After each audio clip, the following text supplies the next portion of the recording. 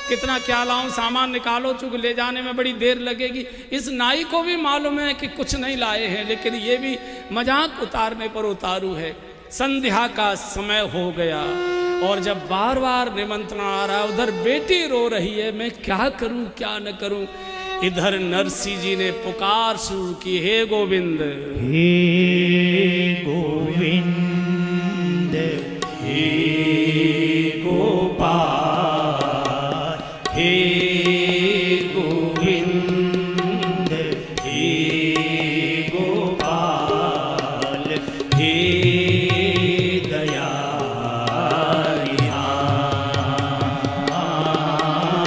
हे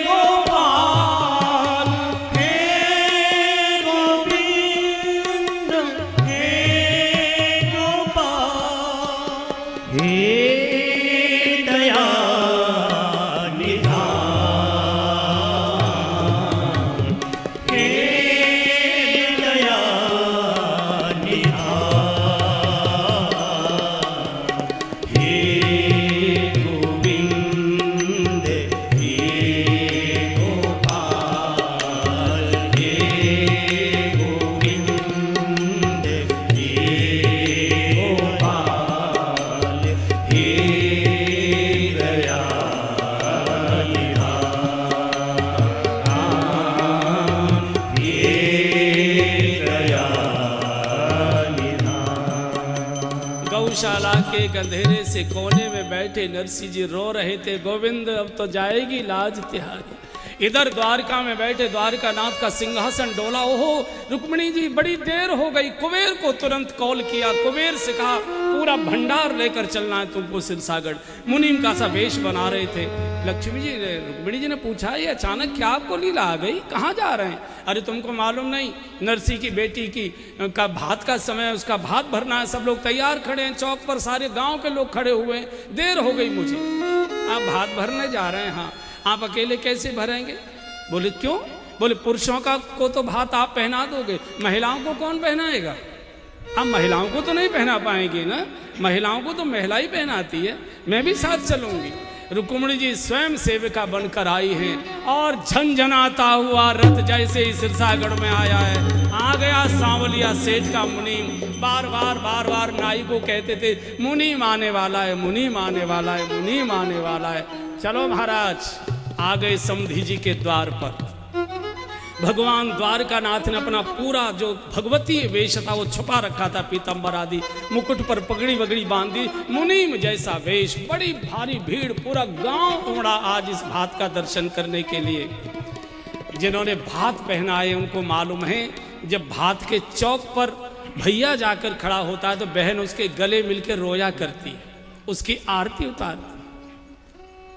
तो रामा द्वार पर आकर खड़ी हुई आरती का थाल लेकर चौक के पास जब आ खड़ी हुई तो बूढ़े बाप से कहा, पिताजी भैया कहाँ हैं? भैया कहाँ हैं? बड़ा हो गया होगा ना, अभी तक आया नहीं। तो भगवान द्वारका नाथ ने, अब तो ये तो नरसिंह जी तो असमंजस में आ गए, अब मैं कैसे बोलूँ, अब तो बात खुलेगी। और चौक पर खड़ा है सारा गांव, इसमें तो हाहाकार मच जाएगा अगर मैं कह दूं तेरा भैया तो 13 वर्ष की उम्र में दुनिया छोड़कर चला गया। तो भगवान की ओर नरसिंह जी ने देखा, भगवान ने चुटकी लेकर इशारा कर दिया, मुझे बता दो। बोले है ना भैया, है ना सामने, ये सामने भैया खड़ा है ना, आरती तो। भगवान एकदम चौक पर आकर खड़े हो। एकदम रामा ने कहा, तू इतना बड़ा हो गया रे, इतना बड़ा हो गया, 22 साल से मैं देख नहीं पाई, इतना बड़ा हो गया एकदम। और बहन जब गले लगती है भैया के चौक पर, बहुत रोया करती, भाव का रोना होता है। रामा ने जो रोना शुरू किया, प्रभु भी अपने आंसू रोक नहीं पाए। आज असली बहन आज मेरे हृदय से लगी है, मेरी कोई बहन थी भी नहीं। भगवान कह रहे मेरी अपनी बहन कोई थी भी नहीं। एकदम प्रभु हृदय से लगे। तो रामा जब बहुत रोई तो भगवान का बहन रो मत, भाग पहन लो, बाकी बातें हम लोग बाद में करेंगे। तो रामा की हिलकी रुक नहीं रही, तो भगवान ने अपना अंदर से पीतांबर निकाला और रामा के ऐसे जब आंसू पहुंचे तो जो गांव की सखियां सहेलियां खड़ी थी वो समझ गई ये तो पीतांबर वाला भैया नहीं है, ये तो द्वारकानाथ है। ये समझ गई। तुरंत एक सखी ने कहा रामा, अरे रामा जी आज कन्हैया घर में आ गए हैं। अरे रामा जी आज कन्हैया घर में आए हैं। इनते बंसी ने कलियो भजबार मोरी बहनारी आज कन्हैया घर में आए हैं। इनसे बंसी ने कली जो बजबार मेरी बहनारी आज कन्हैया घर में आए हैं। या के कानन कुंडल सोहते हैं, इनके कानन कुंडल साजते हैं। या के अधर मुरलिया राजते हैं, या के अधर मुरलिया राजते हैं। या को सुंदर है सिंगार मेरी बहनारी आज कन्हैया घर पे आए गए हैं। इनके बंसी ने कली जो बजबार मेरी बहनारी आज कन्हैया घर में आए। महिलाओं को पहचान बहुत ज्यादा होती, कुछ पुछ हो गई। ये द्वारकानाथ आकर खड़े, भैया नहीं है इसका, ये तो जगत का बाप आया हुआ। तो बात खुल न जाए तो भगवान ने कहा नरसिंह को, सेठ जी वो भात की पत्रिका तो आप लाए हो गए, मेले से गमछे में ऐसी बंदी हुई थी, गांव के लोग पहले बांध लेते थे ना, खोली तो इतनी तय हुई थी उसमें से कुछ पढ़ने में आ नहीं रहा था। तो भगवान ने उन सेठ जी को कहा जो रामा के ससुर थे, सेठ जी वो पत्रिका की कॉपी तो आपके भी पास होगी ना, निकालिए जरा क्या क्या है। और जब वो अहंकार में खड़े हुए बोलने लगे, ये दीजिए, ये है, भगवान वो एक बोलते थे, भगवान दो देते थे, पूरा गांव दंग रह गया। अंत में रामा के ससुर को नरसिंह जी के चरणों में अपनी पगड़ी उतार के रखनी पड़ी, हमको माफ कर दीजिए।